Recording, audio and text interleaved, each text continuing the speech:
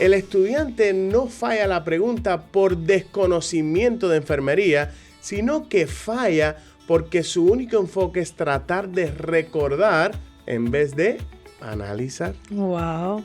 Por eso que reconocer la enfermedad no necesariamente te va a ayudar a responder esa pregunta.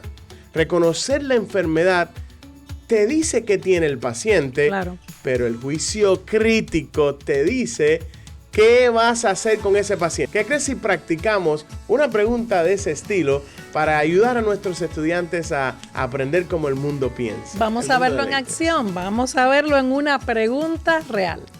¿Necesitas preparación para el NCLEX? ¿Buscas información sobre carreras vinculadas a la enfermería? Este es tu espacio, este es tu momento. Entrevistas, información, testimonios Le invitamos a que se conecte con nosotros. en la cruzada del conocimiento. Somos Reinier Y Lidixia Airado, iluminando mente y corazón. Si las preguntas de pediatría son una de las razones por la que todavía no apruebas el NCLEX, este episodio es para ti.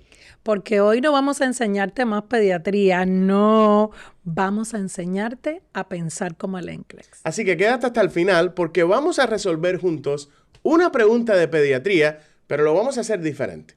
Vamos a usar el pensamiento crítico, vamos a usar estrategias de prioridades para que puedas responder de una manera con excelencia. La mayoría de las preguntas de pediatría en el NCLEX no se pierden por no saber cuál es la respuesta correcta, se pierden por no saber cómo analizar la pregunta correctamente. Y eso lo vemos todos los días en clase. Muchos estudiantes nos cuentan que apenas ven una pregunta de pediatría, comienzan a sentir ansiedad, su mente se bloquea. Y esto sucede porque incluso antes de terminar de responder la pregunta, de leer el enunciado, comienzan a pensar en lo que estudiaron en el programa de enfermería, los medicamentos de farmacología, los medicamentos de pediatría, los temas que tienen que ver con el paciente pediátrico e intentan responder por conocimiento. Yo creo que pudiéramos decirlo así, Lizzy, el estudiante cuando empieza a analizar la pregunta, en vez de tratar de identificar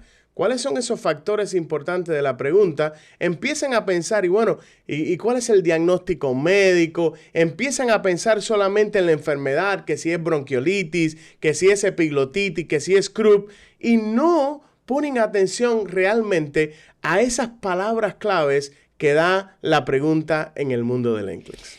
Bueno, quizás usted nos está mirando ahora y está diciendo, esto mismo me sucede a mí, porque esa conversación la tenemos prácticamente todos los días en nuestro entrenamiento. Así es, el primer error es analizar una pregunta del NCLEX. Ese primer error es un problema mental. Y cuando digo un problema mental, es que el estudiante no falla la pregunta por desconocimiento de enfermería, sino que falla porque su único enfoque es tratar de recordar en vez de analizar. Wow.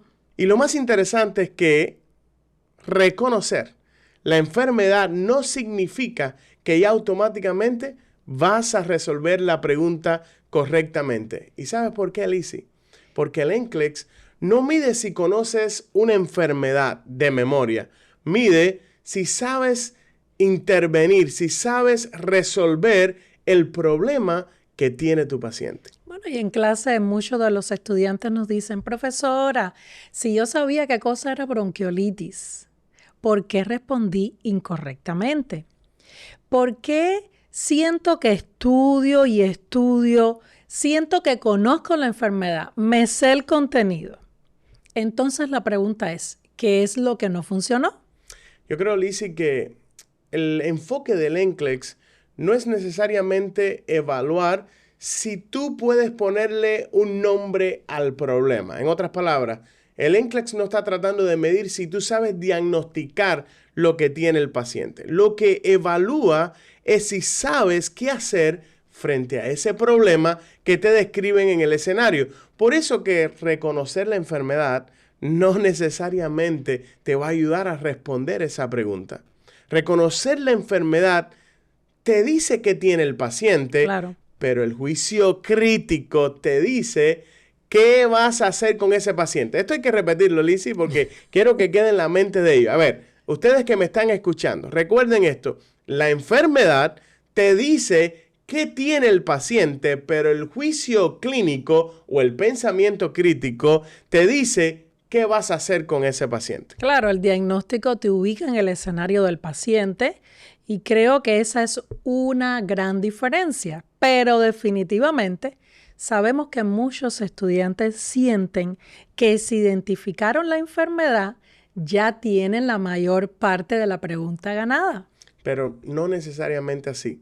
Es importante que además de identificar ese diagnóstico posible que tiene el paciente, si te lo dan, lo más importante, Lizzy, es identificar algunos datos. Nosotros le decimos los 5 factores de una pregunta NCLEX porque ahí se encuentra el detalle de cuál es el enfoque de la pregunta. Porque no sé si sabías, Lizzy, que en una pregunta NCLEX hay distractores que el propósito por el cual están ahí es para hacerte pensar o que tú recuerdes, oh, wow, yo recuerdo eso en la escuela de enfermería, pero no necesariamente es el enfoque principal de la pregunta. Muchos estudiantes en clase nos dicen que cuando una pregunta es larga, sienten que absolutamente todo es importante. ¿Y qué hacen? Bueno, lo leen varias veces y aún así no saben qué información utilizar para decidir. Mencionamos un tópico importante y es los 5 factores de una pregunta NCLEX. Definitivamente, aunque la pregunta sea larga, te va a ayudar a responder con más seguridad. Yo creo que eso nos lleva, Lizzy, a esto. Uno de los errores más comunes en el NCLEX es creer que toda la información de la pregunta tiene el mismo valor. Y no es así. Hay una explicación para que nuestros estudiantes que están viendo este podcast lo puedan entender. Cada pregunta NCLEX fue escrita con una intención. Claro. Por eso siempre les digo cuando nuestros estudiantes nos dicen, no, Rey, Lizzy, no, y si la respuesta cambio, pongo otra respuesta. No, ¿y por qué dice que el paciente tiene 18 años? ¿O por qué dice que tiene 16? Algo intencional ahí. Es intencional. Cada información dentro de la pregunta y la respuesta tiene un propósito. Ahora, hay información dentro de la pregunta, esos 5 factores, que si tú lo logras identificar, te va a llevar de la mano para saber cuando leas las respuestas cuál es la respuesta correcta. Porque tú vas a poder identificar, aquí en la pregunta hay un distractor, por lo tanto, esta respuesta tiene que ver con ese distractor, pero no es la prioridad necesariamente. Definitivamente, Rey, el tema de pediatría tiene que ver mucho con este escenario de distracción. Porque, como hablábamos ahorita, de los 5 factores de una pregunta NCLEX, no es lo mismo un paciente pediátrico que sea un newborn, que sea un preschool child o que sea un adolescente. Por eso definitivamente debemos tener una estructura a la hora de responder. Así es. Ahora, vale la pena mencionar que estos 5 factores que estoy mencionando, que lo vamos a practicar en muchos de estos podcasts que vamos a estar haciendo, no siempre aplican a cada pregunta. Hay un estilo de pregunta, Lizzy, que sale mucho en el NCLEX. Es un estilo de preguntas de prioridades que te dice, hay 4 pacientes, digamos que te digan, hay 4 pacientes pediátricos en una sala de pediatría. ¿Cuál de esos 4 pacientes vamos a ver primero? Entonces, ¿qué crees? ¿Qué crees si practicamos una pregunta de ese estilo para ayudar a nuestros estudiantes a aprender cómo el mundo piensa? Vamos a verlo en acción, vamos a verlo en una pregunta real. Ahora, me gustaría, Lizzy, que tú y yo hagamos una dinámica. Ok. Porque esta es la mejor manera que creo yo que vamos a conectar con el estudiante. ¿Qué tal si tú representas el proceso de pensamiento de un estudiante? Vamos a hacerlo. Y yo represento el proceso de pensamiento del profesor. Así nuestros estudiantes cuando escuchen este podcast, pues van a decir, oh, wow, ya yo pienso de esa manera y quizás ese fue el error que cometí. Okay. Así que vamos a analizar juntos esta pregunta. Se la vamos a estar proyectando aquí para que la puedan ver junto a nosotros. Y dice así. A nurse in the emergency department is caring for several pediatric clients. Which client should the nurse assess first? So, básicamente es una pregunta de prioridad. Te dice cuál de estos 4 pacientes vas a ver primero. Y que bueno, están en el departamento de emergencia y que los pacientes son pacientes de pediatría. Así es. Ahora, Lizzy, mira esas 4 preguntas que tienes en pantalla. ¿cómo tú crees que lo analiza un estudiante que quizás ese pensamiento crítico no está muy desarrollado todavía y lo único que le llega a la mente o que le viene a la mente en el análisis es el conocimiento? ¿Cómo tú crees que lo analizarían?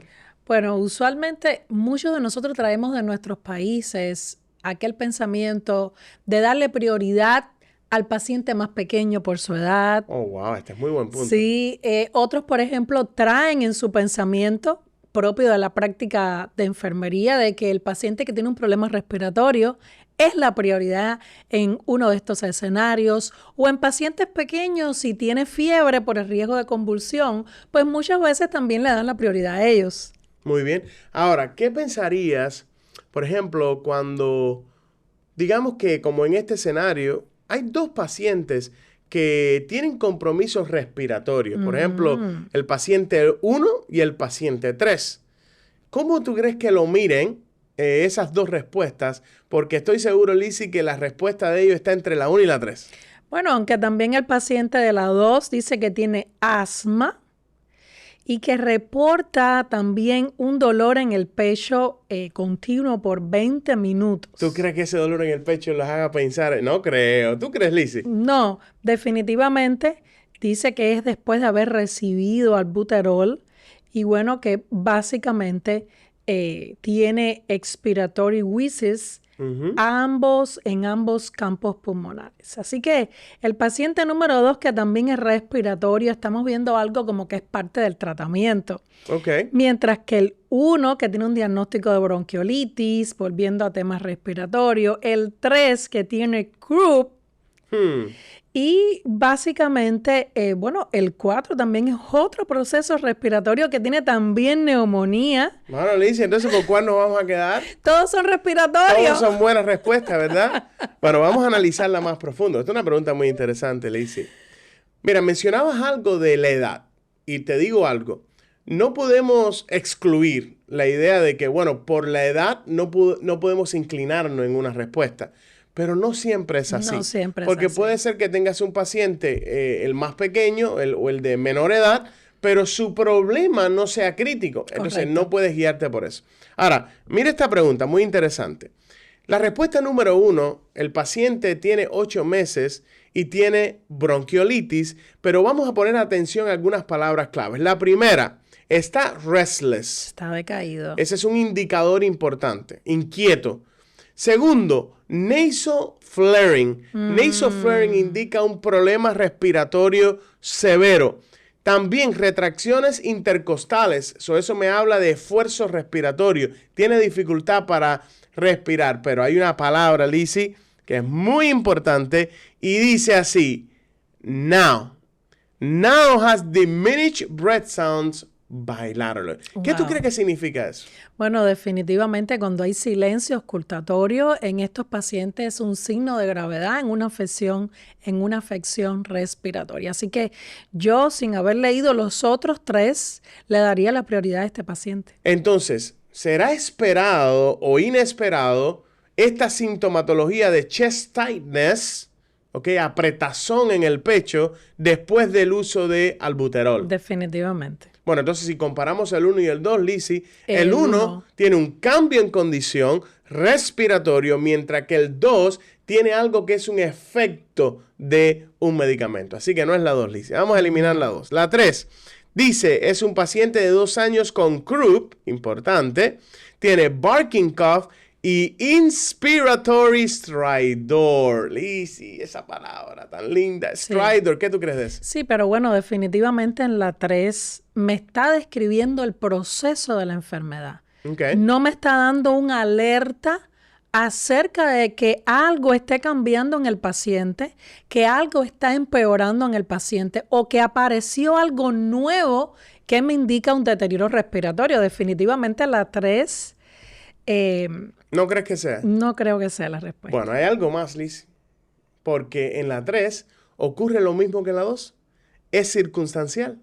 Porque dice que esto ocurre, el inspiratory stridor, dice que ocurre when crying. Correcto. Sabemos que los pacientes que tienen este diagnóstico de respiratory group que lloran, y esto se ve en pacientes aproximadamente a esta edad, de 2 años aproximadamente, tienen este extraidor característico de la enfermedad durante el llanto. Así es. Entonces la 2 y la 3 podemos eliminarlas. No habla de una condición tan crítica. Además es circunstancial. La 1 sigue ganando. Y bueno, la respuesta número 4. Sí, el paciente tiene un poco de fiebre. Todavía aún después de recibir acetaminofén. Pero la fiebre no va a tener prioridad sobre un problema respiratorio. Así que eliminamos la 4 y la respuesta correcta es la respuesta 1.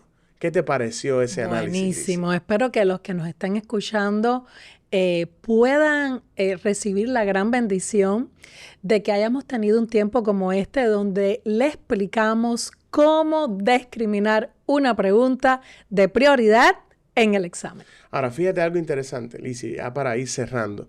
Fíjate en algo. Para responder esta pregunta correctamente, el estudiante no necesitaba memorizar un libro de pediatría, no necesitaba reconocer todas esas enfermedades de memoria, sino saber desglosar y saber identificar dentro de las 4 respuestas qué era esperado, qué no era esperado, qué tiene prioridad y por qué.